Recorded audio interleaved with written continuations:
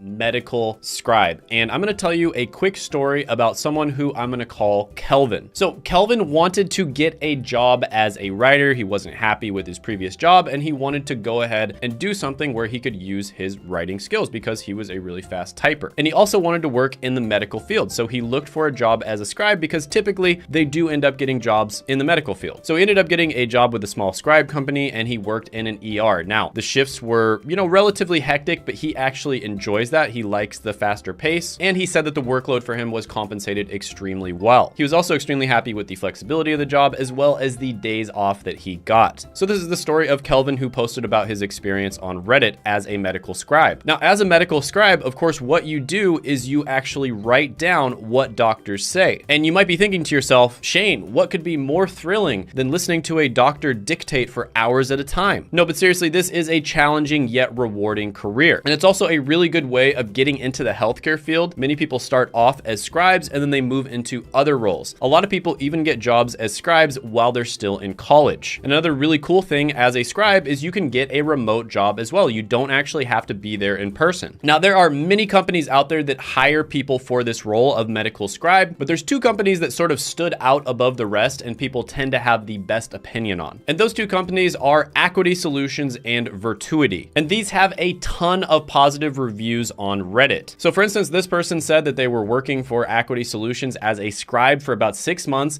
and then they were able to leap into a scribe management role. They also said there's a ton of opportunity and they're expanding like crazy. And then all you have to do if you want to try to get a job with them is to, of course, go to the website and click apply. Now, according to Glassdoor, medical scribes make about $40,000 a year, but you also have to understand that many people actually do this part-time. So this is an extremely common job for people who are either in medical school, trying to get into medical school, or some other medical related career. So for this one, when it comes to typing jobs, how easily you can get into it, as well as the positive feedback that we scrape from the internet, I'm gonna have to give this one a 10 out of 10 money score. Next is gonna be a court reporter. And there's a really good article I read on the internet written by Jane Wells. And she basically talked about how Americans were overloaded with student loan debt. Of course, I talk about that a lot on this channel. And she talked about a job where people can actually get to 6 figures without having to go to college and take out a bunch of student loan debt. And that job is a court reporter. And basically what you do as a court reporter is you record everything that's being said and you record who said it. And obviously in this type of position, you have to be able to type incredibly fast and you have to be accurate. Now, a lot of the time you can make over $35 an hour as a court reporter. And there's even one opening in San Francisco that was over $100,000 a year plus benefits. Now, on top of the normal court reporting, there's a lot of federal initiatives to provide captioning services for people who are hearing impaired as well. So yeah, there is a ton of opportunity out there. Now, if you look at LinkedIn, there's about 8,100 results for court reporter when you search that term. So that's pretty good. And if you look at Reddit, this is one of those careers that people absolutely rave about. I mean, I'll pop up some of the reviews on the screen right now if you want to see them. It's been everything I imagined it to be. I absolutely love this career. I love court reporting with all my heart. I love my job, exclamation mark. Now, if you look at Glassdoor, it says court reporters make about $53,000 a year on average. But like I said, there are opportunities for higher paying jobs. And this is one that you can get into without a college degree. Typically, there will be some training involved though. And for that reason, because there's a little bit higher barrier to entry with this one, a little bit harder to get into, I'm gonna give it a 7 out of 10. Next, let's talk about Amazon Mechanical Turk. And this is one you might have heard of because it basically allows you to do what's known as microtransactions or micro tasks. And there's a really cool story of, let's call her Jen, who was really frustrated with her work and she wanted more work-life balance. She wanted to see her family more often and she had some kids. She wanted to homeschool them. And she was extremely frustrated because she had to spend so much time, effort, money, as well as gas,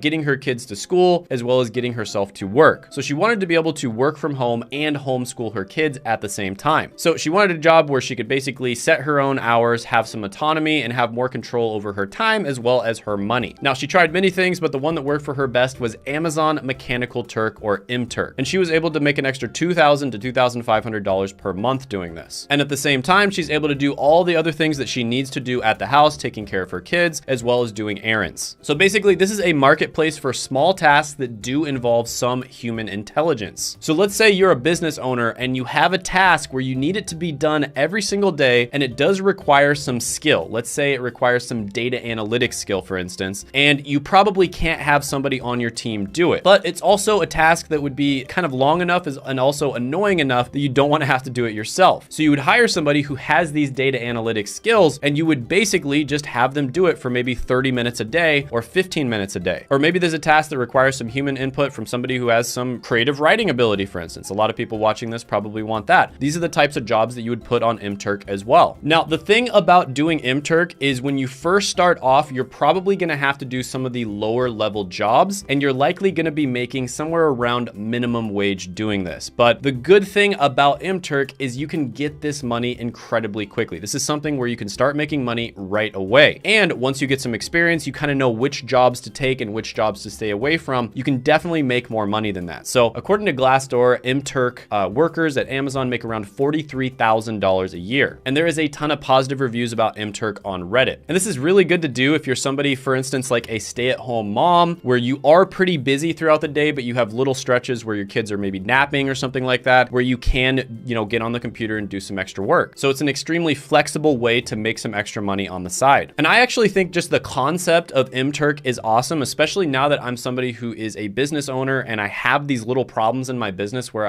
I'm thinking in my head, like, yeah, it would be nice to just hire somebody to just take care of this one little task every single day rather than having to hire a full-time person or have somebody who's already working for me do the task themselves. So if you've tried MTurk yourself, or you've tried something like it, or any of the ones on this list, or something that you think should have been on this list, go ahead, comment down below and let everybody know. One of the coolest things about my channel is people share their experiences. Sometimes you'll disagree, sometimes you'll agree, but the best thing is everybody will get to share their opinion and everybody gets to learn from it. Next, let's talk about content writing. Now, this is one, in my opinion, that is going to absolutely blow up in the next 10 years. We are moving into what's known as the creator economy, and I think we are just at the beginning. You have to understand here that there are literally creators on YouTube that get more views per month than entire news networks, and this is actually not that uncommon. Like a single person in their room or in their kitchen or whatever recording videos that are getting more views than an entire team at a news network that probably has like 500 to 1,000 people. That is the power of the creator economy, and it's only going to get bigger and bigger. And the reason for this, in my opinion, is because people don't trust the mainstream news, and people also just tend to not trust TV in general. And you are watching YouTube right now, most likely, unless this was like copied and put somewhere else, or maybe it was like clipped and put on TikTok, but you're watching YouTube right now. And I hate to be the person who tells you that Santa's not real, but almost every YouTube channel out there scripts their videos, okay? Mr. Beast does it, just about everybody else does it. And the reason for this is because you can't rely on luck or happenstance to make sure that interesting things happen in your video. Now, for instance, if I didn't script my videos, I would forget a bunch of the important stuff, and then I'd get to the editing phase and I'd be like, oh crap, I forgot to say that and I forgot to say this. And same thing with Mr. Beast. All these random things that happen when people randomly show up at his videos, it's all scripted. Now, of course, they always leave in a few things here and there that are unscripted, but I think you get my point here. Mr. Beast has an entire team of script writers, and most YouTubers out there are actively looking to hire people to help them write scripts, help them research, etc. So some of the skills involved in this are, of course, being able to do research on topics, coming up with topics, being able to tell a story, and being able to present information in an interesting and informative way. Now, of course, this is going to be different depending on what niche you're in. You might be in like a Mr. Beast challenge type niche, and that's going to be completely different than if you're in the educational niche like I am. But I can tell you right now, this is probably the hardest position to hire for. To find somebody who's good at writing YouTube scripts is almost impossible right now. Almost all the YouTubers out there that I know of who have actually ended up getting good script writers had to just hire somebody who's a good writer in general and then spend a ton of time and effort training them on how to actually write YouTube scripts specifically. So if you're somebody who's been watching YouTube for years, you probably have a natural sense of what makes a good YouTube script. So this can be an incredible opportunity for you. I'm telling you right now, there are content creators out there that will give you 6 figures